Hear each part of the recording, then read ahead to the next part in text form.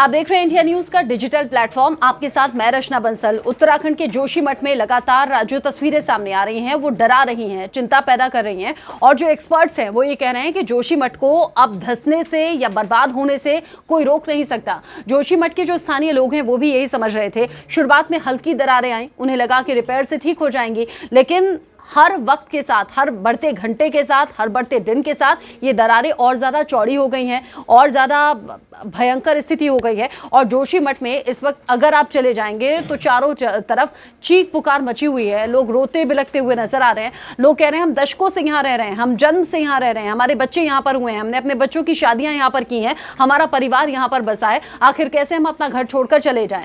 हालांकि सरकार कह रही है कि हर संभव मदद हम कर रहे हैं, अपने सामर्थ्य के हिसाब से हम लोगों को बसाने का काम भी शुरू करेंगे। इसको लेकर एक बड़ी मीटिंग भी हुई है।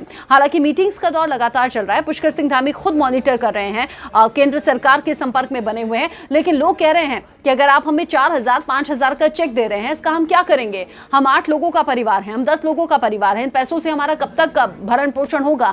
साथ ही लोग पूछ रहे हैं, पहले हालांकि जो राहत राशि थी वो 50,000 थी, फिर 1 लाख हुई, फिर 1.5 लाख बढ़ाकर कर दी गई। लोग पूछ रहे हैं कि लाखों का हमारा घर है। कई लोग ऐसे भी हैं जिनके करोड़ों के घर बने हुए हैं। लोग कह रहे हैं करोड़ों का घर हमारे सामने मिट्टी में मिल रहा है, जमींदोज हो रहा है, और उसके लिए 1.5 लाख रुपए आप हमें दे रहे हैं। इसको हम कैसे देखें?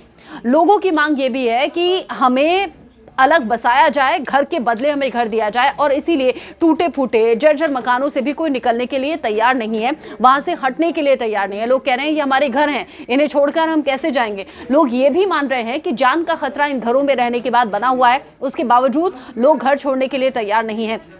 इसरो की एक तस्वीर सामने आई है और इसरो की तस्वीर में अब इस बात का जिक्र किया गया है कि कैसे यहाँ पर तेजी से जो मिट्टी है वो धंस रही है। ये इसरो से ली गई तस्वीरें हैं और ये बता रही हैं कि देवभूमि में कैसे खतरे की आहट बढ़ गई है। ये तस्वीर बता रही है कि पिछले 12 दिन में 5.4 सेंटीमीटर तक जमीन धंस गई है जोशीमठ की, और ये खुलासा इसरो से ली गई सैटेलाइट इमेज के जरिए हुआ है, जो इस वक्त तस्वीरों में आप देख रहे हैं। 28 दिसंबर से लेकर 8 जनवरी का ये वक्त है जब करीब 12 दिन के 5.4 सेंटीमीटर ये जमीन धंस गई है। इससे पहले भी हालांकि जो इसरो की तरफ से जानकारी सामने आ रही है, अप्रैल 2022 से लेकर नवंबर 2022 के बीच में जोशीमठ की जो जमीन थी वो करीब 9 सेंटीमीटर धंस गई थी, 9 सेंटीमीटर धंसी थी। उसके बाद से ही इस तरह के एक्सपर्ट्स राय सामने आने लगी थी और ये कहने लगी थी कि यहाँ पर इस तरह की अनहोनी हो सकती है।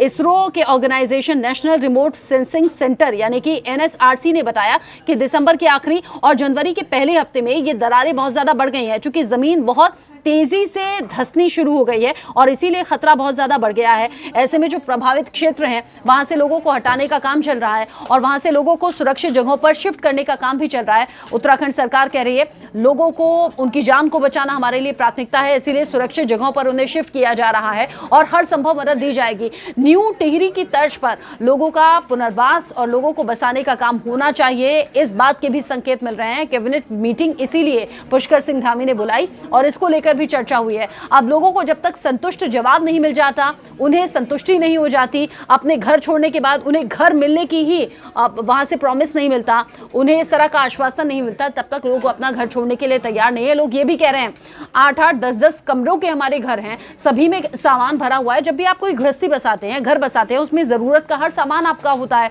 सरकार ने कहा है आप यहां से शिफ्ट कीजिए, अगर आप अपना सामान घर में छोड़ते हैं तो वो पूरी तरह से आपकी जिम्मेदारी होगी।